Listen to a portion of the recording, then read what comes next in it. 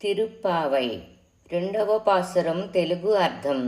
గోదాదేవి నోమునకు నియమాలు తెలుపుట.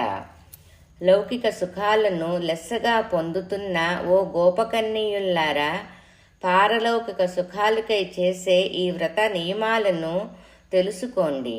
వేకువజామునే చన్నీట జల్లులాడి క్షీరాదిలో శేషపాన్పుపై పరుండిన పరంధాముని పాదపద్మాలను సేవించాలి.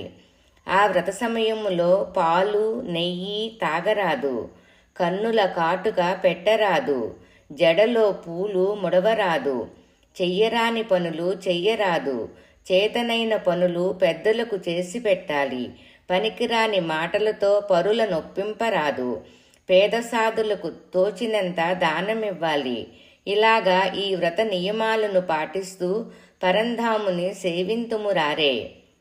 విశేషాంశం: జిహ్య చాపల్యం అణుచుకొని ఆ నాలుగుతో భగవన్నామాన్ని రుచి చూడవలనని కన్నుల కాటుక పెట్టకుండా ఆ కన్నులతో దేవుణ్ణి చూడటమనే కాటుక ధరించవలనని, జడలో పూలు పెట్టక శ్రీ స్వామివారి పాదపద్మాలను తలలో ధరించవలనని, అంటే శిరసుతో నమస్కారం చేయవలనని, నోరారా భగవంతుణ్ణి కీర్తించవలనని, చేతులతో పేదసాధులకు ధర్మం చేయవలననే అంతరార్థాన్ని ఈ పాట బోధిస్తుంది. రెండవ పాసురం తెలుగు అర్థం సంపూర్ణం.